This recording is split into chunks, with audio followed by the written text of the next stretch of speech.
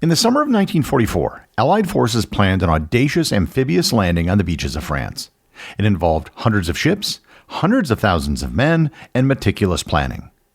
Those who landed would face fierce resistance from entrenched German forces. And I am not talking about D-Day and the invasion of Normandy. Learn more about Operation Dragoon and the invasion of southern France on this episode of Everything Everywhere Daily.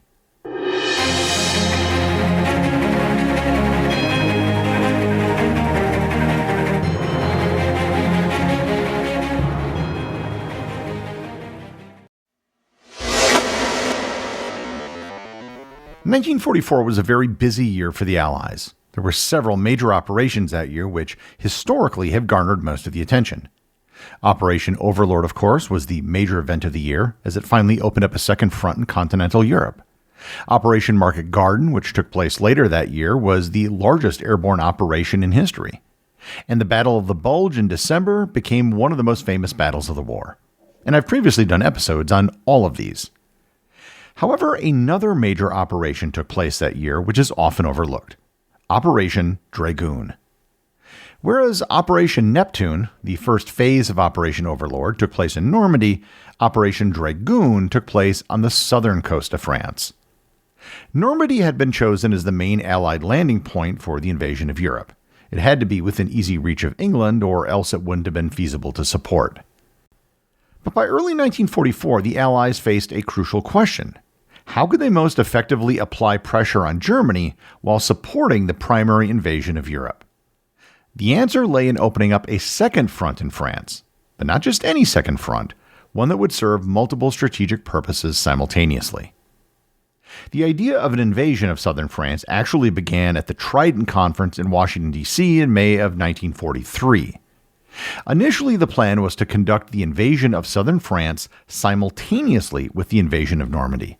This would allow for a two-pronged attack that the Germans would have to deal with. And it was initially dubbed Operation Anvil. However, it soon became obvious that Operation Anvil wasn't going to be feasible. The Allies didn't have enough resources to do a landing in Normandy and in the south of France at the same time. The main problem was the number of landing ships available.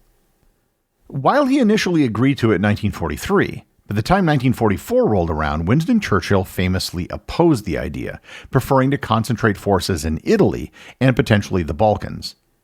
Churchill wanted to deplete German resources by attacking and harassing them on the edges of their territory.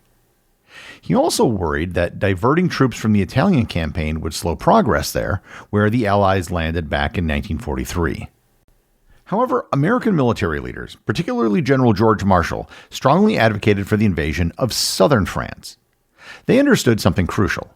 Normandy alone wouldn't provide sufficient port capacity to sustain the massive armies needed to defeat Germany. I've previously talked about the incredible logistics involved in the invasion of Normandy. The invasion of Europe wasn't just about landing hundreds of thousands of soldiers, although that's obviously a big part of it. They also had to land equipment, fuel, and supplies to keep the ever-growing Allied contingent on the continent.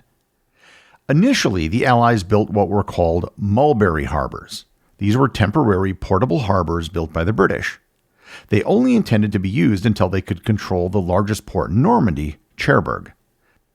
After D-Day, the Allies faced significant difficulties capturing Cherbourg due to the rugged terrain, narrow roads, and strong German fortifications. The Germans had also sabotaged Cherbourg's port facilities before surrendering on June 29th, rendering the harbor temporarily unusable and delaying its utility for Allied supply lines. The ports of southern France were more numerous and could easily handle all the cargo to support the Allied armies in France. Moreover, Charles de Gaulle was pressing hard for an invasion of southern France, with French troops participating. Approval for the invasion was given on July 14th, and the operation was subsequently renamed Operation Dragoon from Operation Anvil on August 1st. The date for the invasion was set for August 15th. The operational planning for Dragoon showcased the Allies' growing sophistication in amphibious warfare. By August of 1944, they had learned valuable lessons from earlier operations. The disasters at Dieppe, which I covered in a previous episode, as well as the landings in North Africa, Sicily, Italy, and most recently, in Normandy. Each operation had taught them something new about coordinating naval, air, and ground forces across vast distances. The planners faced unique challenges in southern France. Unlike Normandy's relatively gentle beaches, the Mediterranean coast featured steep terrain that could easily become a defensive nightmare. On the other hand, while the Germans had spent years fortifying what they called the Atlantic Wall in Normandy, their southern defenses were less formidable than those facing the English Channel. The German presence in southern France was under the command of Army Group G, led by General Johannes Blaskowitz. Their forces were overstretched, under strength, and composed mostly of second-tier units and coastal divisions. This was because Germany's main focus was on resisting the Allied advance in Normandy, and the southern front was considered less critical. And this was exactly what the Allies were planning on. The Allied plan was not too dissimilar from that of the invasion of Normandy. First, they would use extensive naval bombardment and air support to suppress German defenses. Second, they would employ airborne forces to secure key inland positions. And third, they would coordinate the amphibious assault with an uprising by French resistance forces who had been carefully prepared for this moment. The force assembled for Dragoon was impressive. The 7th Army under Lieutenant General Alexander Patch included 3 American divisions, the 3rd, the 45th, and 36th Infantry Divisions, and French forces that would eventually form the 1st French Army under General Jean de Latte de Tassigny. The French forces came from Morocco, Algeria, and Senegal. The British provided naval and air support, although the Americans and French primarily led the land operation. Strategic and tactical air support operated out of Corsica, Sardinia, and North Africa. In total, there were about 175,000 Americans and an equal number of French soldiers, over 800 ships, including 300 landing craft, and about 5,000 aircraft, all involved in Operation Dragoon. The assault began before dawn on August 15, 1944, along a 45-mile stretch of coastline between Toulon and Cannes. There were 3 primary landing sites. Alpha Beach, which was near Cavalerie-sur-Mer and was the location of the U.S. 3rd Infantry Division. Delta Beach, which was in the Saint-Tropez area, was the site of the U.S. 45th Infantry Division. And Camel Beach near San Rafael, where the U.S. 36th Infantry Division landed. I said the overall plan was not dissimilar from that of the invasion of Normandy. However, there were differences based on what they learned from D-Day. The preliminary bombardment was far more sophisticated than earlier operations. Rather than simply pounding the beaches indiscriminately, Allied planners had identified specific German strongpoints, communication centers, and artillery positions. They used intelligence gathered by French resistance networks to target their fire more precisely. The 1st Airborne Task Force parachuted inland during the night to secure key positions and prevent German reinforcements from reaching the beaches. Unlike the scattered drops that had characterized earlier airborne operations, these paratroopers landed with greater accuracy and achieved their objectives more quickly. When the seaborne assault began at 8 a.m., German resistance proved lighter than expected. This wasn't accidental.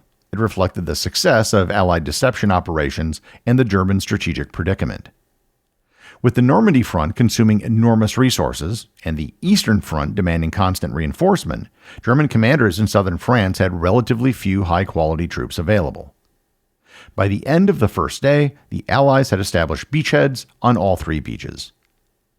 Once a beachhead had been established, things went much better than they did after the landings in Normandy. The terrain actually benefited the Allies once they broke through the coastal defenses. The Rhone Valley provided natural corridors for rapid movement north, and the Germans lacked sufficient reserves to defend every possible avenue of advance.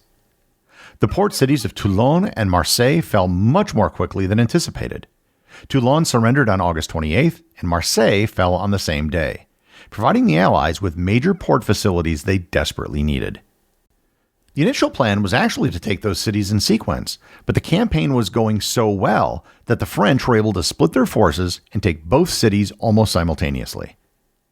This was one of the major objectives of the entire campaign, and it opened the floodgate for troops, equipment, and supplies to flood into France. It's hard to stress just how devastating this was to the Germans, even though it gets very little attention. Operation Overlord, that being the overall Allied invasion of Europe, was at its core a logistical challenge. The amount of resources and personnel that had to be ferried over to France was enormous, and the bottlenecks were the ports, at least in July and August of 1944. The ports of Toulon and Marseille more than doubled the capacity for the Allies to equip and reinforce France. While the port of Cherbourg was operational by mid-July, it was still damaged due to German sabotage. Toulon and Marseille were repaired and open for shipping by September 20th. The Germans were shorthanded in the south as they also had to deal with Operation Cobra up in the northwest. Operation Cobra was a breakout of the forces in Normandy into Brittany. The German Army Group G, realizing the threat of encirclement, began a strategic withdrawal northward. Allied forces conducted a rapid pursuit up the Rhone Valley, liberating cities like Lyon, Grenoble, and Avignon. The German retreat was chaotic. While some units managed to escape, many were captured or destroyed in the Rhone Valley. The operation captured or killed over 120,000 German troops. Lyon, France's second largest city, fell on September 3rd, just 19 days after the initial landing. On September 11th, less than a month after the operation began, Dragoon forces linked up with General Patton's Third Army near Dijon, effectively uniting the fronts in France. There is another part to Operation Dragoon that is also highly important: the political aspect. During the invasion in Normandy, French forces played a minor role. The forces that landed on D-Day were primarily American, British, and Canadian. However, the French played a much larger role in Operation Dragoon. The prominent role of French forces in liberating their own territory helped restore French national pride and legitimize Charles de Gaulle's government. When French forces liberated major cities like Toulon, Marseille, and eventually Lyon, it demonstrated that France was participating as an equal partner in its own liberation, not merely being rescued by foreign forces. This solidified de Gaulle's position as the de facto leader of France and improved his perception amongst the French population, something which later allowed him to be elected prime minister and then president of France, a position he held until 1969.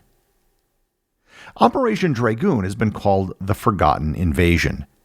And while I understand the invasion in Normandy gets more attention, it was more dramatic and it was much larger. I'm at a loss as to why Operation Dragoon has been so forgotten. Without the port facilities it secured, the logistical challenges of sustaining the Allied advance would have been far more difficult. Without the additional front it opened, German forces might have been able to stabilize their defensive lines elsewhere. Absent both of those things, the war might have taken much longer and might not have ended in May of 1945. I think Operation Dragoon is probably the best example of the best attributes that the Americans had in the war. They were extremely good at logistics, and they showed a remarkable ability to adapt. A little more than 2 months after D-Day, they were able to take what they had learned and use that information to make the invasion of southern France one of the most successful campaigns of the entire war. The executive producer of Everything Everywhere Daily is Charles Daniel. The associate producers are Austin Oakton and Cameron Kiefer. I want to thank everyone who supports the show over on Patreon. Your support helps make this podcast possible. I'd also like to thank all the members of the Everything Everywhere community who are active on the Facebook group and the Discord server. If you'd like to join in the discussion, there are links to both in the show notes. And as always, if you leave a review or send me a boostagram, you too can have it read on the show.